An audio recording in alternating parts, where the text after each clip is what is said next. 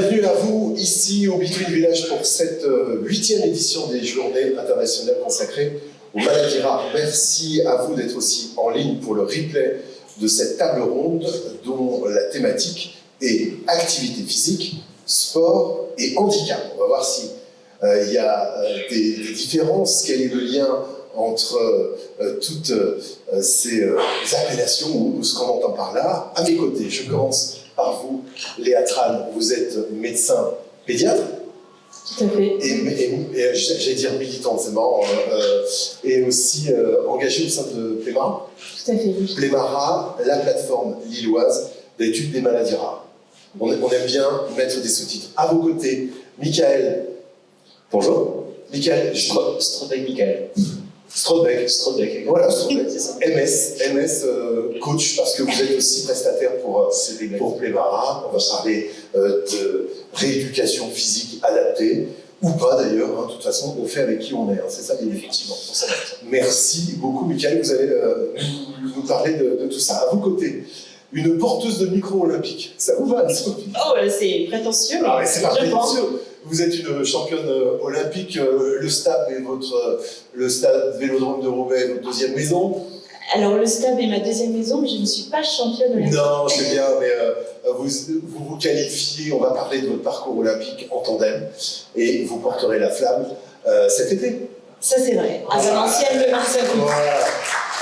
J'ai quand même étudié mon dossier à Sophie. Alors, une de ces maisons, c'est le stade, mais il n'y a pas que ça, parce qu'à la maison, il y a les enfants, et puis il y a le boulot aussi, parce que vous bossez au CHU en tant que kiné. On en parlera tout à l'heure. C'est bon les infos pour l'instant? C'est parfait. Et puis, il y a les terrains de jeu sur la route des Hauts-de-France pour enquiller les 15 000 km annuels de vélo. Quoi. 15 000 km annuels de vélo. Bon, eh ben, on n'était pas loin avec nos... Oui, ça s'applaudit, effectivement. Merci beaucoup. Sophie, vous donnerez les secrets de votre énergie. À vos côtés, c'est Raphaël Selin. Salut Raphaël. Bonjour à tous. Ça va? Ouais. Raphaël, t'as quel âge? J'ai 12 ans. T'as 12 ans? Tu fais quoi dans la vie? Bah, à l'école. Ah bah l'école, c'est dans le monde bien, c'est l'école. Et puis tu nous parleras, parce que tu es venu avec une prothèse magnifique, tu nous diras ce que c'est, tu nous parleras de ton rapport avec l'activité physique et avec le sport. Ça va en fait? Oui, ça va. Ok. À tes côtés, c'est Justine Bell, notre marraine. Justine, notre marraine. Alors pour le coup, la flamme olympique, c'est vrai aussi, Justine? Pour l'instant, c'est à moitié vrai. Ah, qu'est-ce qu'on attend, Justine? On attend la sélection officielle au mois de juin. Ouais. Mais bon. Sinon, d'ici là, il faut performer sur les compétitions et normalement, ça devrait le faire. C'est bien parti quand même. On est plutôt bien parti, ouais. Ouais, bon. Ouais. Bah, parce que je tire avec mon père, Oui. c'est un assistant, donc Ouais. je toujours on. Oui, c'est vrai. Alors c'est nous, Justine. Oui, tout à fait. Oui, nous c'est pas pareil que on, ça n'existe pas dans le cerveau. Je vous le dis, c'est vrai. On, oui, ça fait. On n'arrive pas, on arrive. Nous, c'est votre papa et qui a été déterminant dans votre parcours de championne. Oui, bien sûr, il m'a accompagné depuis mes débuts, donc c'est avec lui que j'ai commencé. Ok. Bon, Justine, on va parler de tout ça juste après. Victor, parrain. Oui, c'est ça. Et porteur de flamme aussi cet été. Oui, le 2 juillet. Je sais la date, mais l'endroit, je ne sais pas. Bon, c'est pas de toute façon, rien ne vous fait peur. Vous avez fait déjà Paris en 2 roues, en fauteuil, avec un Patrick Talon qui nous regarde peut-être, qui est un de vos compères, et qu'on suit beaucoup et qu'on aime beaucoup. Victor, parrain de cette association, champion, rugby fauteuil. Enfin, la liste est longue, Victor. Oui, très longue. Et puis, double champion de France dans le fauteuil national 2, et 2 fois champion de France national 3. Ça s'applaudit, Victor. Alors, on va creuser, évidemment, on va parler d'activité physique, on parle aussi de sport, on parle aussi de handicap. De quoi parle-t-on? On va commencer à planter un peu le décor, Léa Tran. Votre parcours, à vous, et par rapport à cette thématique. On vous écoute. Je reviens à Victor. Alors, bonjour à tous. Bonjour, Victor.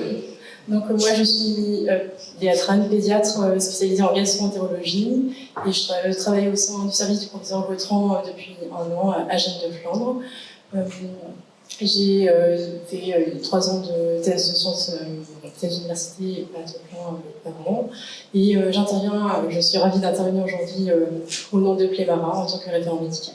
Et donc comme l'activité physique et le sport ne sont pas mon domaine d'expertise initial, je me suis renseignée auprès de mes collègues qui travaillent en médecine physique et réadaptation, des personnes qui interviennent au sein d'éducation thérapeutique du patient, et des kinés, et profs d'APA aussi. Et vous êtes quand même vous êtes médecin. Oui, je sais. Donc l'expertise médicale elle est quand même précieuse. Sur cette thématique, il y a des notions fondamentales que vous voudriez partager. Ce que j'ai retenu en discutant avec mes différents interlocuteurs, c'est que la moindre activité physique est importante lorsqu'on est porteur d'un handicap visible ou invisible. On ne parle pas forcément de sport, parce que le sport est lié à la compétition, mais chacun à son niveau, on peut exercer un exercice. L'essentiel est de peut-être le prolonger sur le temps. Et les médecins ne le savent pas forcément tous, mais vous pouvez vous en renseigner auprès de votre médecin référent. Ils peuvent prescrire des ordonnances d'activité physique adaptée. Ce dispositif est plutôt nouveau et cela est en dialogue avec des maisons de sport santé qui sont disponibles sur le territoire. Et ça a été mis en place par le gouvernement, si je ne me trompe pas, depuis quelques années seulement. Donc c'est vraiment une ressource importante. D'accord. Dans votre expérience, peut-être avec quelques patients, vous avez vu les bienfaits des activités physiques. Bien sûr. Des exemples, par exemple. Eh bien, c'est Une belle histoire. une belle histoire. Il y a des enfants qui sont porteurs de maladies rares, comme par exemple la trichose de l'œsophage, qu'on ne voit pas à l'œil nu, mais qui peuvent garder un certain niveau d'activité physique, voire faire du sport-études. Peut-être que Raphaël pourra aussi intervenir dans ce sujet. Mais c'est une question que j'aime bien poser effectivement en consultation pour vérifier, évaluer le degré d'activité des patients. Voilà, on part d'en haut, si j'ose dire, une vision méta pour arriver sur le terrain. Qui est votre terrain de jeu, Michael? Effectivement, bonjour à toutes, bonjour à tous. Merci de nous avoir rejoints pour cette conférence. Effectivement, donc, on est très complémentaires avec les kinés pour travailler justement sur les activités physiques des patients. Moi, donc, je m'appelle Strobel Michael, j'interviens pour Plémara à la maison des usagers de Calmette, donc de l'hôpital. Et voilà, j'accompagne les groupes de patients à mieux vivre leur maladie à travers les activités physiques adaptées. Donc, on a différentes maladies qui peuvent par moments malheureusement contraindre les gens à ne pas pouvoir forcément faire tout ce qu'ils voudraient dans leur vie tout simplement. Donc on a la maladie de Crohn, la maladie de sclérodermie ankylosante, spondyarthrite, toutes ces maladies qui sont un peu limitantes physiquement, et moi justement mon travail c'est de faire en sorte que ces maladies n'impactent pas à différents niveaux la personne, tout simplement au niveau sportif, au niveau physique tout simplement, mental et social. Mais alors les fondamentaux, il faut faire attention à quoi quand vous... La sécurité. La sécurité, ouais. c'est ça qui va donner la limite, c'est ça l'activité. Effectivement, les possibilités du patient à réaliser certaines choses. On sait que les maladies sont par moments très limitantes. Donc du coup, moi, mon rôle, c'est de m'adapter au plus grand nombre, puisque c'est en groupe, et aussi au profil le plus spécifique que je peux prendre de manière isolée pour la faire travailler sur justement des sujets plus ou moins spécifiques. Voilà tout. Ok. Léa Tran, et c'est valable pour vous toutes et vous tous, si vous voulez enrichir ce que vous entendez, et même dans le public aussi, ça ne joue aucun problème. Le micro vous est ouvert. Michael, concrètement, comment ça se passe? Alors, il y a une analyse, il y a des évaluations, il y a... Ça se passe bien. Comment vous... Oui, je me doute, mais concrètement, vous avez des exemples à nous donner? Je rencontre un peu tous les types de profils. Donc, sur les premières séances, on va déjà prendre un petit peu le ton, voir comment ça va se passer par la suite, les possibilités, ce qui est limitant. On a 3 groupes de niveaux. Les groupes, on va dire, de pratiques faciles, on va dire, intermédiaires et un peu plus complexes en fonction des différents profils. On les oriente donc dans différents groupes. C'est pas forcément les classer, mais plus leur donner la possibilité par la suite aussi à travers ces groupes d'évoluer dès qu'ils se sentiraient mieux. Donc concrètement, on a des séances qui durent à peu près 1 heure, où on encadre les personnes sur différentes pratiques, des activités de la remise en forme, comme par exemple le pilates, le yoga, les activités de renforcement musculaire, tonification et mobilité, souplesse, avec le yoga, le stretching et toutes les possibilités, le gym plus en parallèle. C'est ça, et c'est des process ou en tout cas des exercices adaptés. Il y a certains mouvements que vous ne ferez pas, c'est ça? Effectivement, ouais, C'est du sur-mesure alors en fait? C'est du sur-mesure, mais pour du groupe quand même, sachant que je peux faire un travail spécifique avec un individu, un patient, au détriment du groupe. Donc j'essaie de rester le plus cohérent possible avec ce qui a été mis en place dans le projet et de donner la possibilité à tout le monde, tous ceux qui nous ont rejoints finalement, de ressentir de là avec une expérience qui nous aura fait grandir à tous les niveaux. Ouais. Alors c'est une question que je vais poser aussi à nos invités parrains et marraines, ça apporte quoi? Mais même, tiens, au personnel accompagnant, ça apporte quoi? Ça vous apporte quoi? Ça apporte enfin, moi, c'est comment dire? C'est une énorme fierté de pouvoir avoir une personne qui entre dans cette maison des usagers avec, comment dire, une condition physique et mentale peut-être un peu détériorée de par la maladie, de par le vécu, de par l'isolement social, et de la revoir après une dizaine de séances, même par moment plus tôt, complètement métamorphosée. Effectivement, on a un changement qui est radical.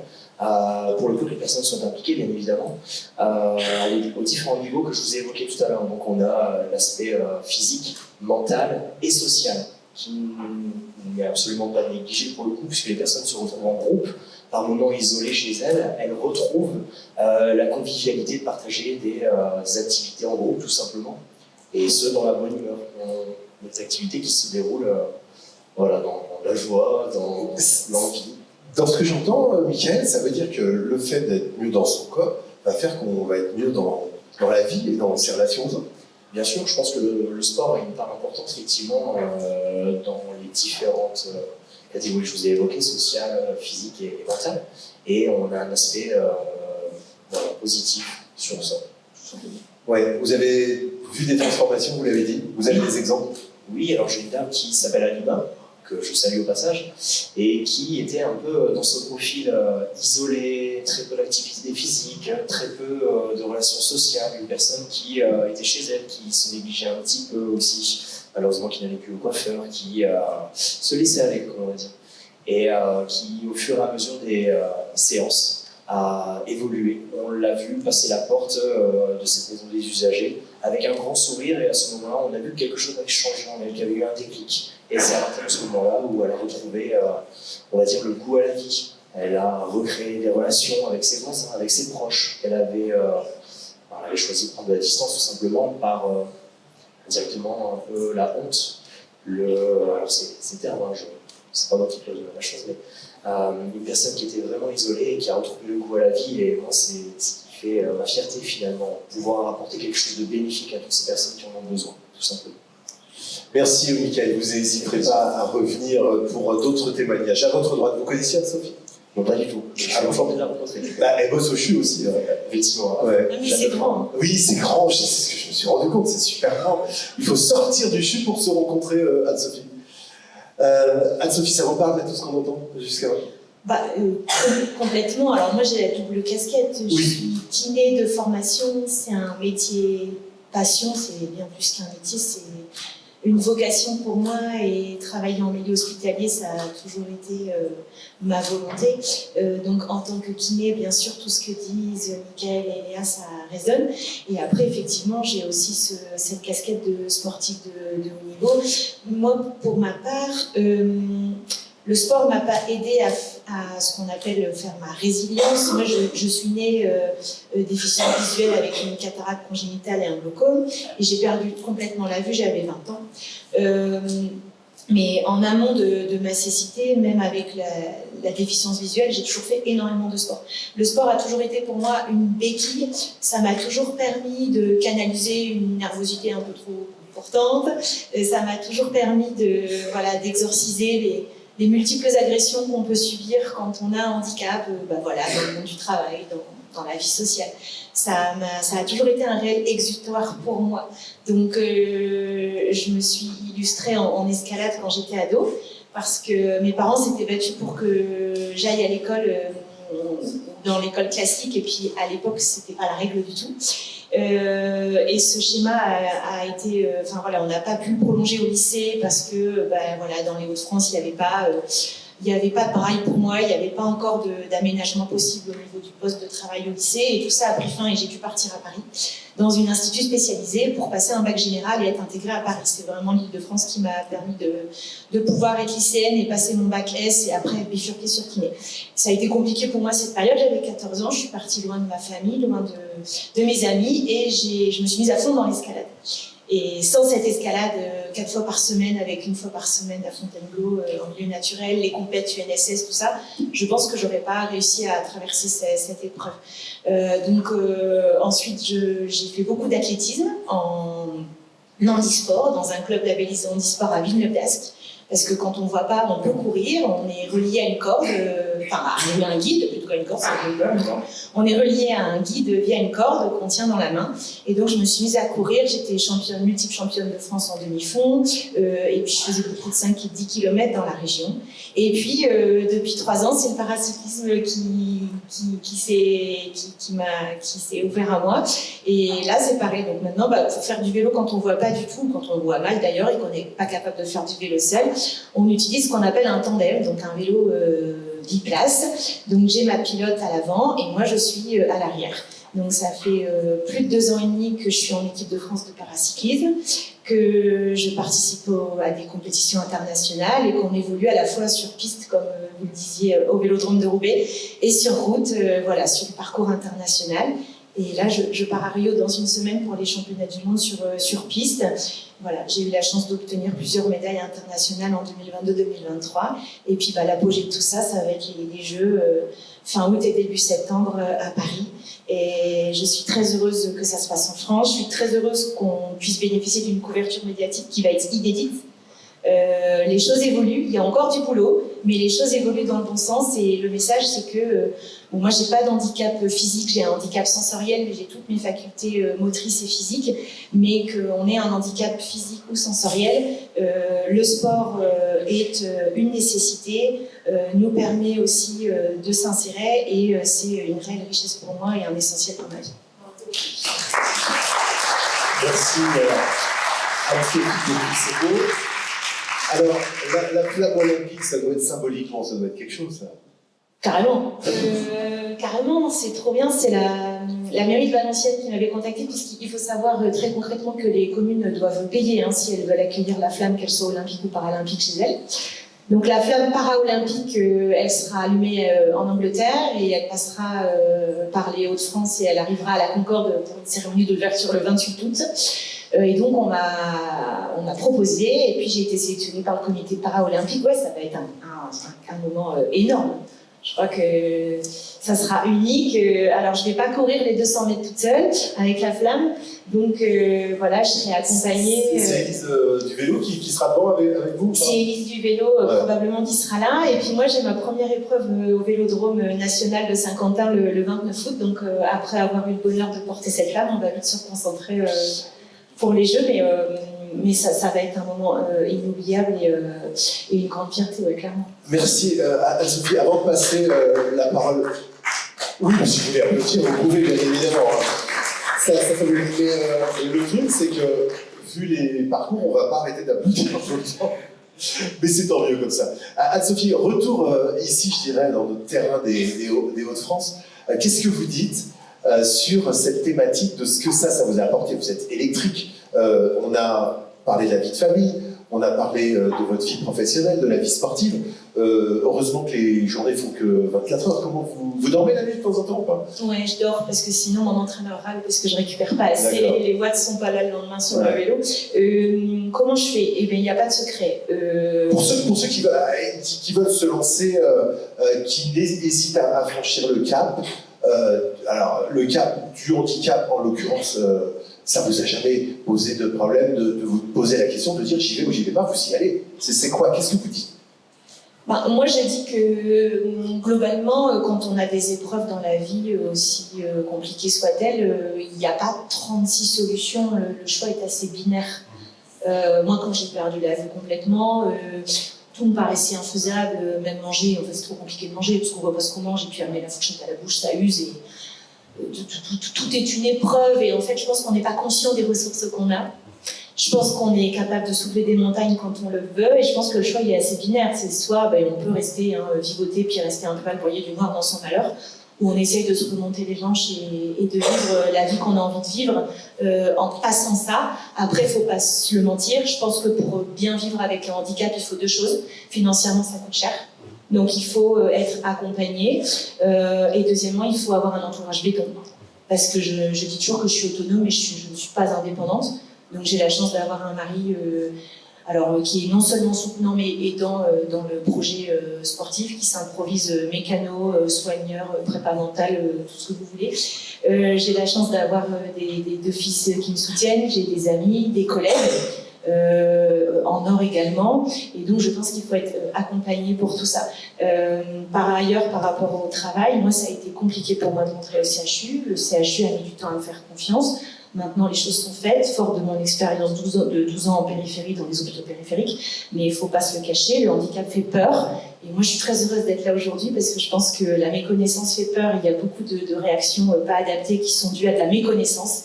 Et c'est en parlant, comme aujourd'hui, qu'on va faire bouger les choses et avancer les choses. Merci beaucoup, Anne-Sophie. Les enfants ont quel âge? Parce que vous allez voir la transition, évidemment. Au-dessus et en dessous de Raphaël, 14 ans et 8 ans. 14 ans et 8 ans. Raphaël, t'as quel âge, toi? 11. 12. Bah, on est au milieu, là. Ils font du sport, les enfants, Anne-Sophie, ou pas? C'est obligatoire.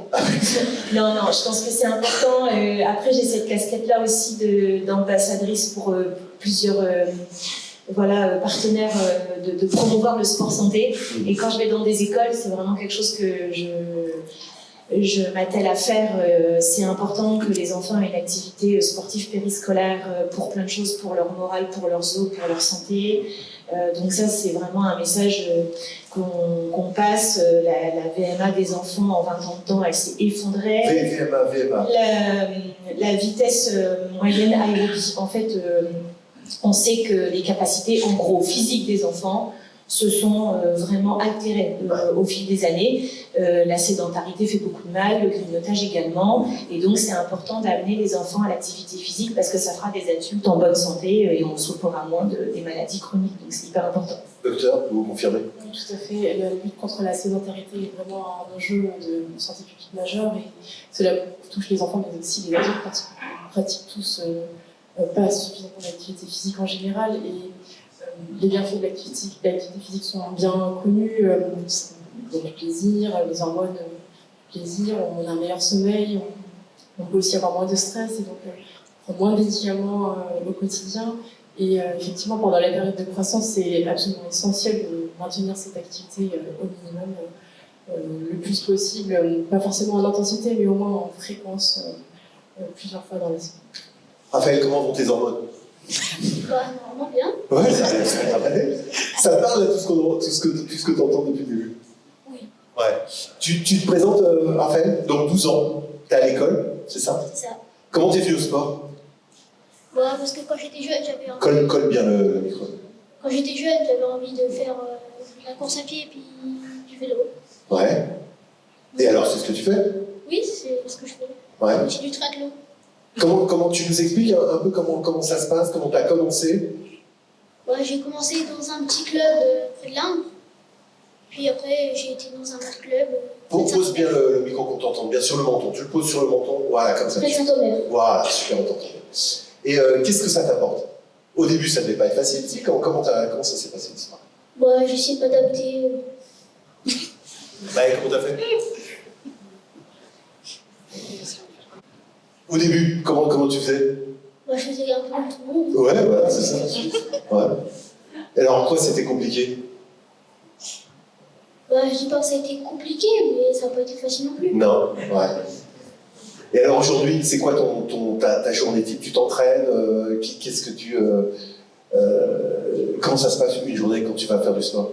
Tu nous donnes un exemple? Par exemple, le jeudi, le cours, et après je vais au sport. Et alors comment ça se passe, concrètement? Ça se passe bien. Ouais. Tu fais quoi? Parce que là, tu nous as amené une lame. C'est ça. Ouais. Ah non, mais c'est important. Tu peux nous la montrer, là? La lame? Et voilà. Bon, explique-nous, parce que moi, j'y connais rien. Donc ici c'est pour avoir plus d'aérodynamisme. D'accord. Là ça fait une sorte de rebond. Ah, tu cours avec ça? C'est ça. D'accord. Ok. Après ici c'est pour que je puisse l'attacher. Ouais. Donc, au bout du manchon il y a une vis Ouais. qui est reliée dedans. Mhm. Et ça te permet d'avoir une bonne dynamique, une bonne foulée, c'est ça l'histoire? C'est ça. Ok. Et alors, c'est quoi ton objectif? Qu'est-ce que ça t'apporte de courir? De la joie. Ouais. Et quoi d'autre?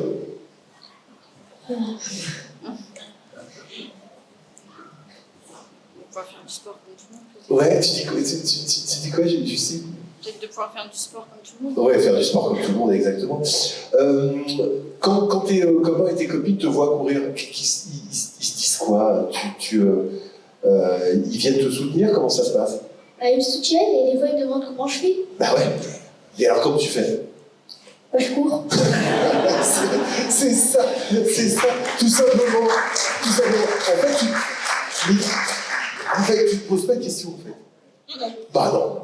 Qu'est-ce que tu peux dire alors, bon, Anne-Sophie disait il faut s'y mettre. Qu'est-ce que tu dis, toi, à des enfants qui t'entendent? T'as 12 ans? Ça. Ouais. Et tu t'es posé des questions? Est-ce que le fait de ta singularité a changé quelque chose ou pas? Qu'est-ce que tu peux dire à quelqu'un qui veut s'y mettre? Qu'est-ce que tu lui dis? Bah, faut commencer doucement et aller de plus en plus vite. Je pense que le rôle des parents est aussi très important, bien sûr, pour soutenir toute cette activité. Je pense que seul, c'est un peu compliqué.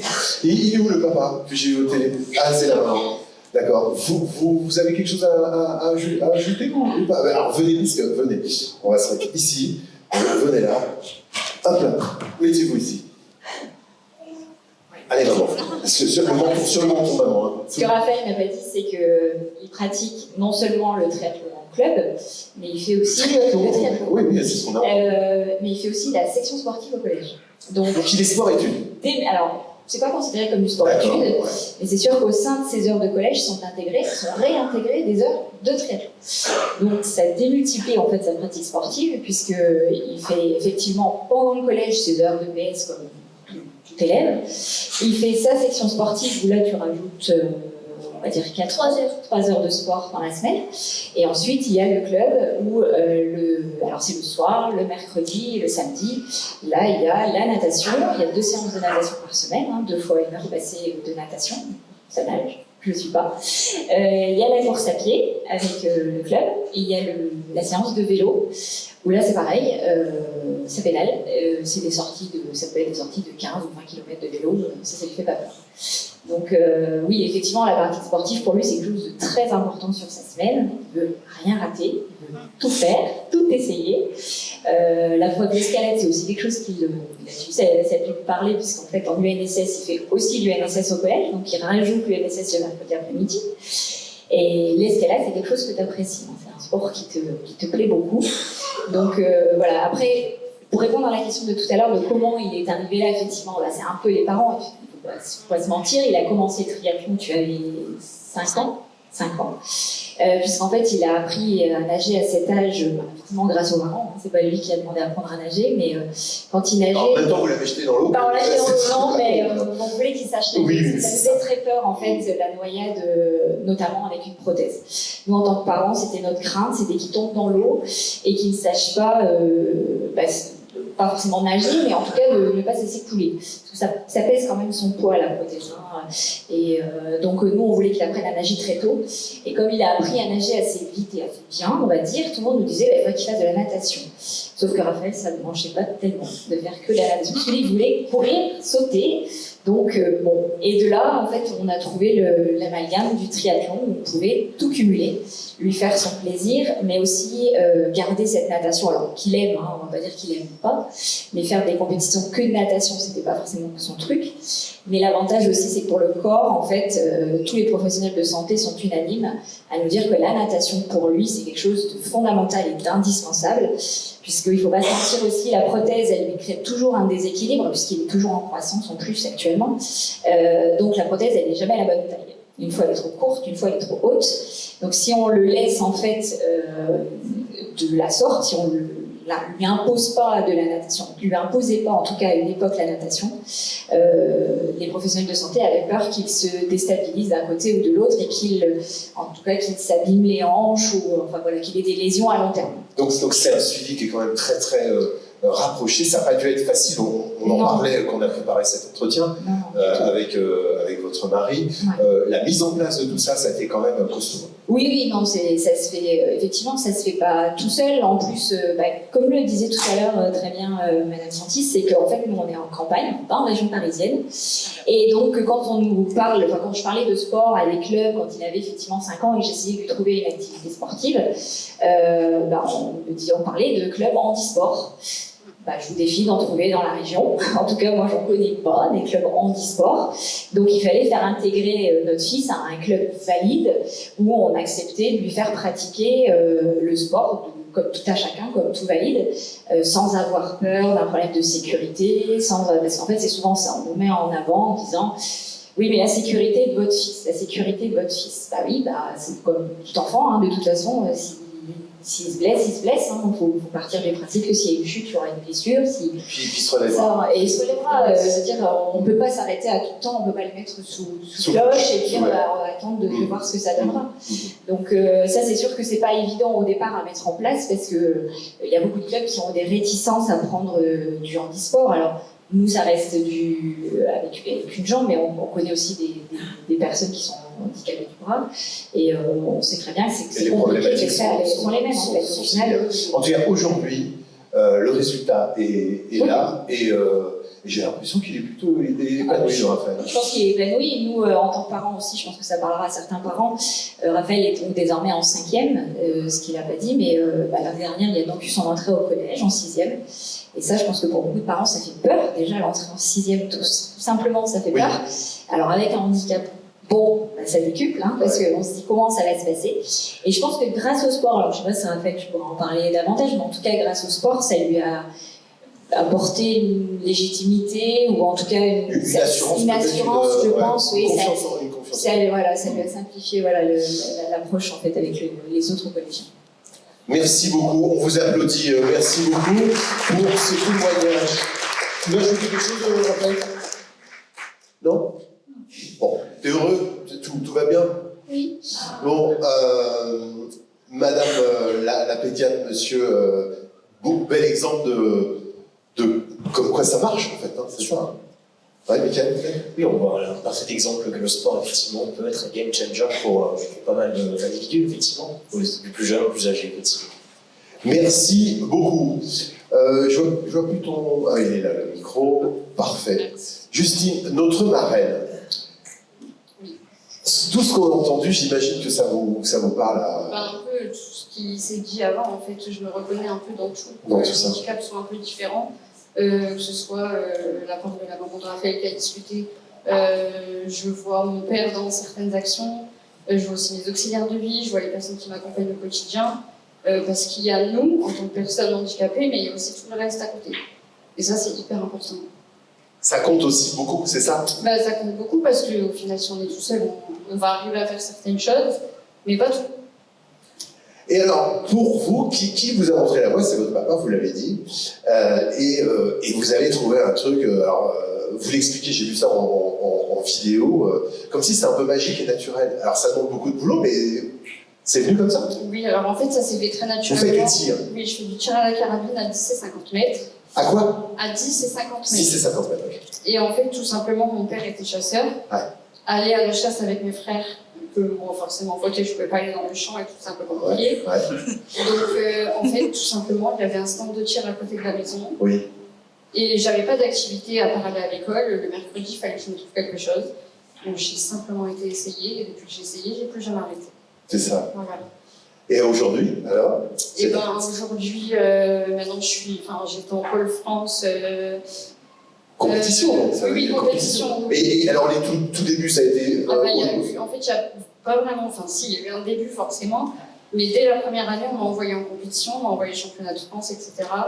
J'ai été du coup, j'étais jeune, j'avais 13 ans, 14 ans, donc j'étais en cadet, en junior, et toutes mes années de cadet, pardon. Et junior, j'étais championne de France, record de France, ça s'est vite accumulé. Et après, je me suis surclassée, parce que du coup, on était très peu en junior, et il n'y avait pas d'intérêt, en fait. C'est pas pour me vanter, mais j'allais là-bas, j'étais sûre de gagner la médaille d'or, et ça m'intéressait plus, je voulais avoir plus de concurrence. Et Oh bah, il faut passer au monde, quoi, en fait. Bah, c'était ça, je suis passée en senior, Ouais. j'ai connu les finales, et là, après, les choses se sont engrenées, c'était très rapide. Ce sont quoi? Ah, j'aime bien ce mot-là. Engrenées. Ouais, c'est un peu votre cam, hein. C'est Pardon ça. de ce mot-là, mais Anne-Sophie aussi, j'ai l'impression que vous êtes dopée à tout ça. Je pense que ça nous sort aussi du handicap. Oui, oui. Et on a besoin de se surpasser et toujours faire plus, et toujours réussir plus, mais des fois, il faut aussi écouter son corps. Et après, Parce que le côté handicap, Ouais. justement, on fait surface, et là, on se dit, merde, il faut faire une pause, il faut faire la récup, il faut faire attention, il faut savoir écouter. c'est les fameuses limites dont on parlait. C'est tout à ça, l'heure, exactement. Ouais, ouais. Là, par exemple, j'enchaîne les déplacements internationaux, les déplacements en France, donc en voiture. La voiture de mon père n'est pas adaptée, donc je dois monter devant, le fauteuil va derrière. C'est beaucoup plus fatigant pour moi. Les heures d'avion, des fois, ça peut être 14 heures d'avion. L'année dernière, je suis partie en Corée, je suis partie au Pérou. Vous retournez bientôt là, je Oui, crois. là, je retourne en Corée au mois d'avril D'accord. pour une Coupe du Monde. Mais donc, tout ça fatigue énormément le corps. Et on va en amont, en fait, parce qu'on est vachement bien entouré par la Fédé en général. On a une petite réunion en début de saison et qui nous dit qu'est-ce que vous faites? Est-ce que vous faites toutes les compétitions? Est-ce que ça va pour vous? Est-ce que physiquement vous êtes capable? Et il faut savoir être honnête. Il faut aussi s'avouer que il y a aussi le handicap qui rentre en compte et il faut dire stop aussi à un moment. Les fameuses limites dont parlait Michael, c'est ça? Exactement. Ouais. C'est ça. Oui, parce que du coup, ça pourrait vous empêcher d'aller plus haut. Effectivement. Le temps de repos, il est oui. peut-être nécessaire, c'est ça? C'est ça, exactement. En fait, pour moi, c'est nouveau, cet enchaînement de déplacements, de compétitions, etc. À ce niveau-là, on enchaîne vraiment beaucoup. Je suis quasiment la moitié d'une année partie de chez moi, avec des environnements de vie, si je peux dire ça, pas forcément adaptés. Où là, c'est mon père qui doit s'adapter avec moi, donc c'est aussi compliqué, qui fait que le corps fatigue beaucoup plus vite. Et donc, du coup, ouais, le repos est très très important. Et puis, vous diversifiez. Alors là, on sort un peu de l'activité physique adaptée et du championnat. Vous essayez aussi d'aller vers d'autres univers. Il y a des choses qui vous font aussi plaisir. Vous vous nourrissez d'autres choses. J'aime bien faire mes petites activités manuelles à la maison. Je fais de l'onglerie. Je fais des De l'onglerie à domicile. Oui, je fais des fondants parfumés que je pas très longtemps chez moi. Des quoi? Des fondants parfumés. Ça se mange? Non, Ah non. non, ça se brûle et ça Ah oui, diffuse oui, des l'odeur. bougies, c'est comme des bougies, c'est ça. Je suis pas sûre que vous aimeriez.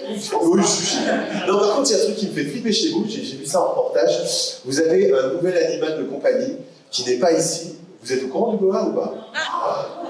Alors, j'avais des serpents, j'en ai eu plusieurs. Maintenant, je ne l'ai plus parce que je pars souvent en déplacement. Ah si, vous avez un petit serpent là, il est mimi celui-là. Oui, c'est vrai. Ouais, c'est celui-là. Il y a. Il était immense. Ouais, Enfin, un boa à la maison. 1m20. Ouais, 1m20 dans le terrarium. Et il faut dire, forcément, c'est que les auxiliaires donnent à manger. Ah oui. Parce que c'est pas moi, du coup. Non, ah ben oui, oui, je comprends. En fait, quand le terrarium était à ma hauteur, je pouvais y aller. Ouais, Mais là, c'est les auxiliaires qui allaient et souvent, elles allaient en regardant derrière. ouais. On fait pas d'anecdotique, hein, ça fait partie des choses un peu rigolotes. Votre chienne aussi, c'est pareil, elle est fantastique.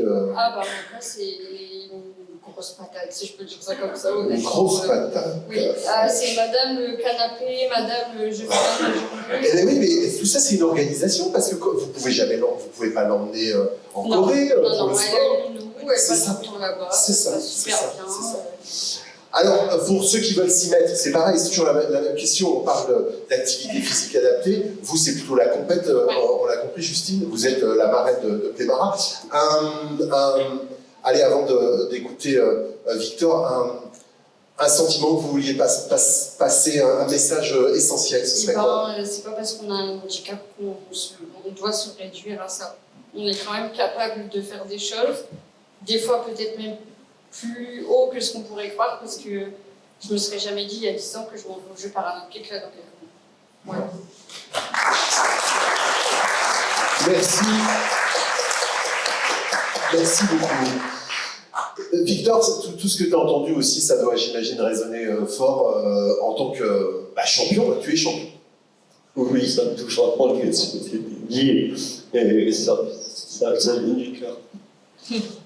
Et alors, sur ton propre parcours, comment tu t'es mis au rugby fauteuil? Comment ça nous est venu avec Patrick de vous faire, je vais prendre le micro, de faire le pari en fauteuil? Oui, le lit Paris, excuse-moi. Mais vous êtes un peu cinglé quand même, vous savez ça? Sans lycée, on a depuis de toute façon. On a handicapé, on a 5 époques. Ah, d'accord. Il faut une dose de folie, c'est ça que tu dis? Oui, il faut. Ouais. Il faut de la folie. Parce que et chez nous, ça sert à rien. L'handicap, il va bouffer. D'accord. Donc il faut sortir et faire sa force. L'handicap, il faut faire sa force. Parce que quand on a la force, tu vas plus loin. Et c'est ça qui te motive à te dépasser, en fait. Oui, c'est ça qui me motive. C'est le futur dépassé. Et sur le rugby fauteuil, qu'est-ce que tu nous parles? Comment c'est venu? Tu t'es dit ça quand qu'il fallait que tu te défonces dans le sport? Enfin, ou pas, hein, d'ailleurs, je sais pas où tu mets. Tu mets les limites, Victor, d'ailleurs, en tant que ça? Non? Je n'ai pas de limite. Ah, d'accord. J'ai pas de limite. D'accord. Comme là, dans 2 ans, avec Patrick, on a un gros projet. Ouais. C'est faire le Tour de France. En fauteuil roulant. En fauteuil. C'est ça. Vous allez le faire. On espère que c'est un projet. Ouais, il est là, Patrick, ça j'ai pas vu. On le verra en replay. Tu parlais aussi, vous avez performé au rugby fauteuil, je parlais de ça. C'est ça. Alors, selon évidemment sa condition physique ça peut être tout ce qui est possible en fait. Ce serait ça. Qu'est-ce que tu dirais à quelqu'un qui veut aussi se lancer 6 mètres? Donc il faut y aller. France, t'en dis, il n'y a pas de limite. Il faut foncer dans le top. Comment il faut dire, tu fonces dans le top et tu verras si ça marche. Quand tu passes, c'est pas grave. Oui, tu auras fait le maximum. Ouais. Victor, tu me disais quand on préparait cet entretien, tu me disais qu'il faut faire bouger les lignes. C'est quoi le message essentiel pour faire bouger les lignes? Qu'est-ce qui est important pour toi? Faire bouger les lignes, c'est montrer que l'autonomie, c'est faux quand on dit. Puisque tu peux être autonome, mais tu as toujours besoin d'aide. Comme dans les magasins, je sais pas si vous voyez, il y a toujours des trucs qui sont en hauteur. Et ça, on ne peut pas chercher en hauteur. On a toujours besoin de quelqu'un, d'un étant, pour demander est-ce que tu peux me prendre la chose qui est en haut? Et c'est pas l'autonomie, ça. Nous, quand on en dit, on peut toujours faire plus tout seul. Donc, c'est pas possible. Donc, l'autonomie, c'est faux. Tout est faux dans l'autonomie, donc c'est pour ça qu'on veut faire bouger les lignes. Pour montrer dans le magasin, tout partout, que ce soit adopté. Parce que l'adaptation, ça n'existe pas encore. Il va y a beaucoup de choses qu'adopter. Et ça, c'est dommage. T'invites, et on peut le faire d'ailleurs, à se poser les fesses dans un fauteuil. C'est pas mal de se mettre de temps en temps dans un fauteuil. Oui. C'est une expérience que... C'est une expérience à vivre. Ouais. Et ce qu'on y va, on ne sait pas. Il faut le vivre, le handicap. Quand vous fauteuil, c'est compliqué. Il se croit une. Quand on dit tu rêves, t'appelles quelqu'un. Quand avec le lit Paris, t'es crevé. J'étais dans la merde. Parce que j'étais en plein champ, pas de réseau. Pour vous dire, pour réparer une crevaison, c'est très dur. On a eu la chance qu'il y en a un mali qui était avec nous, qui nous suivait. Oui. Parce que sinon, on devait arrêter tout. Mais on était à 1 km de jeunes femmes. Pour 1 km, une crevaison. C'est ça qui est dommage. Bah, t'as roulé sur la jante et puis voilà, ça t'a pas empêché. Hein. Vous avez réussi. Effectivement, à aller jouer. C'est la ténacité, c'est quoi le secret de la volonté? Tu penses que c'est. Dépassement de soi. Dépassement de soi. C'est ça. Ouais. Faut se dépasser. Ouais. De Ok. toute façon, c'est tout ça. Mon nouveauté, ça m'a été parce que physiquement, je suis maigre, mais je ne peux pas grossir. Avec mon handicap, on ne peut pas grossir.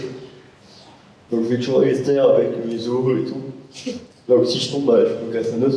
Ouais. Donc il faut se battre. Concrètement, oui, vous pouvez applaudir, effectivement. Merci beaucoup, Victor, pour ce message. Sarah de Clémarat, t'as pas hésité, Victor?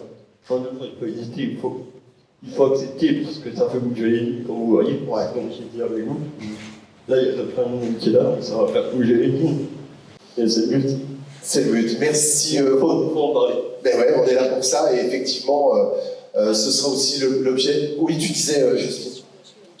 Oui, qui a une question je vais aller vous voir.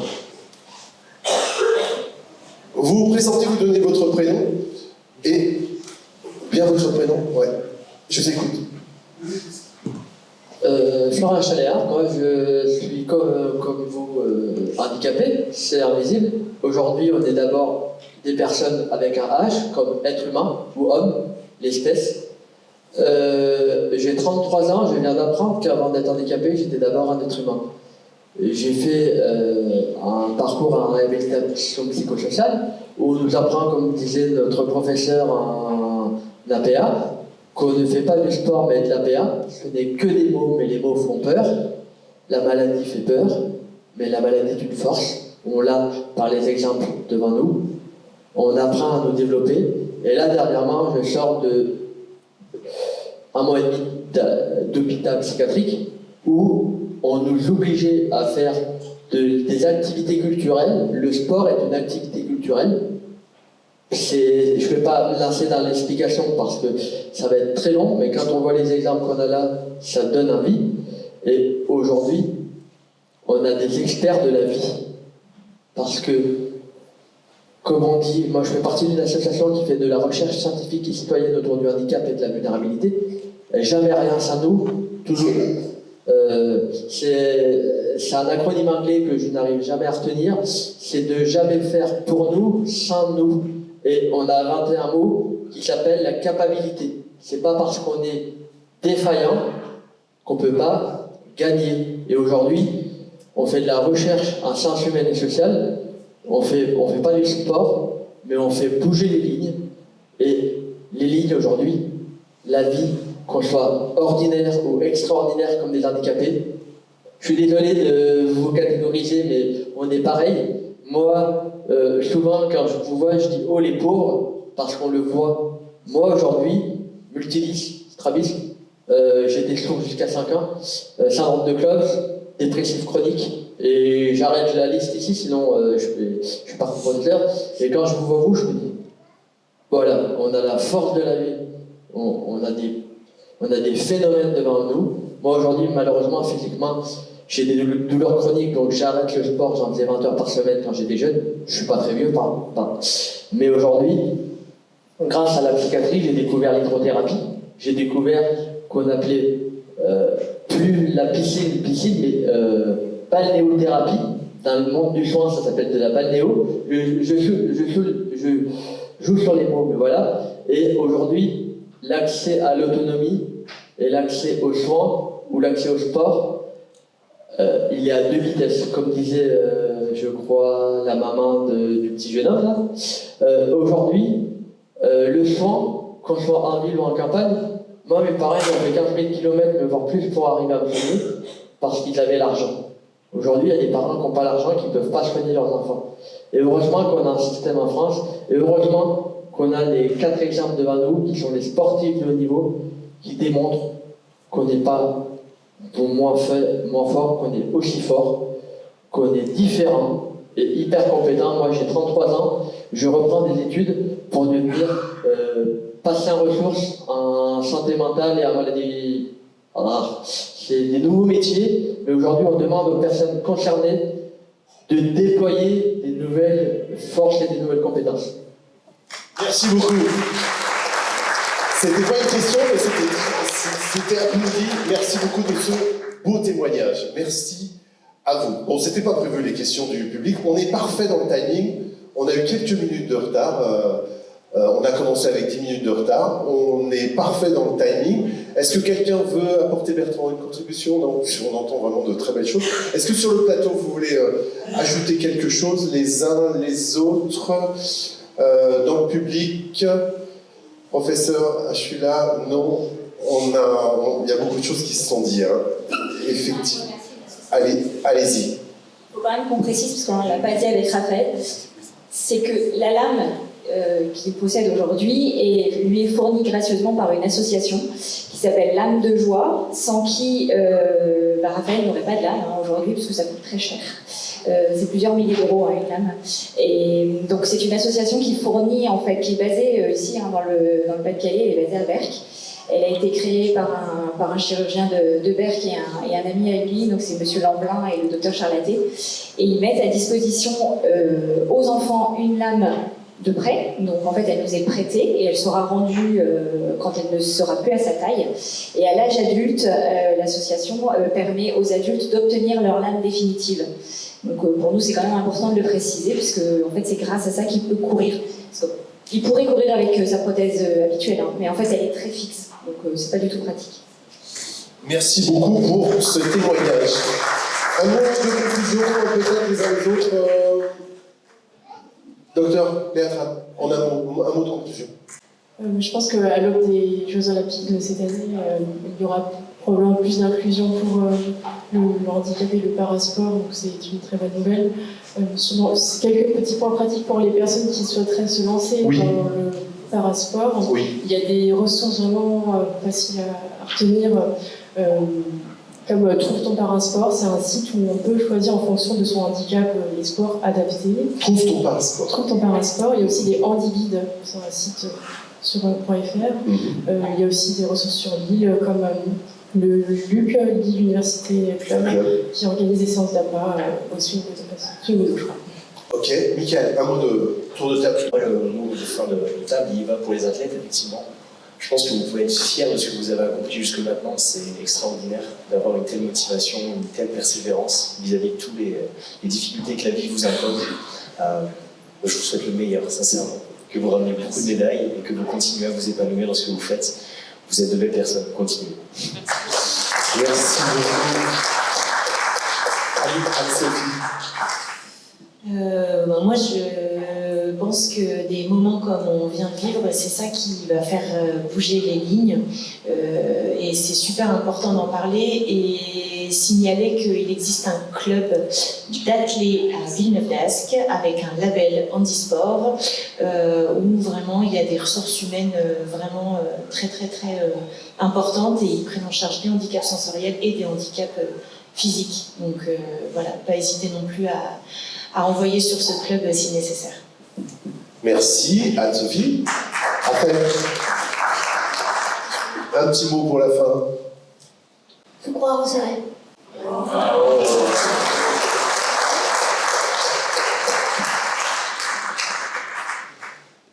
Il faut passer derrière. Justine.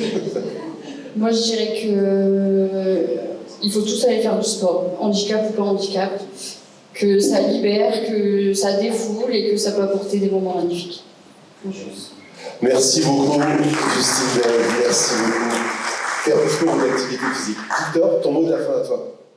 Moi, je dirais que malgré l'handicap, je peux faire du sport.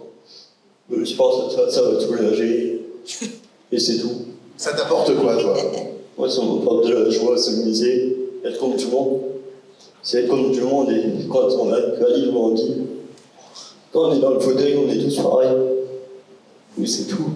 Merci beaucoup, Victor Mahon, notre parrain, Clémara. Merci Justine, merci Raphaël Sola, merci Anne-Sophie Saint-Christ, merci Mickaël Sopa, merci Léa Tran. Merci à vous de nous avoir suivis.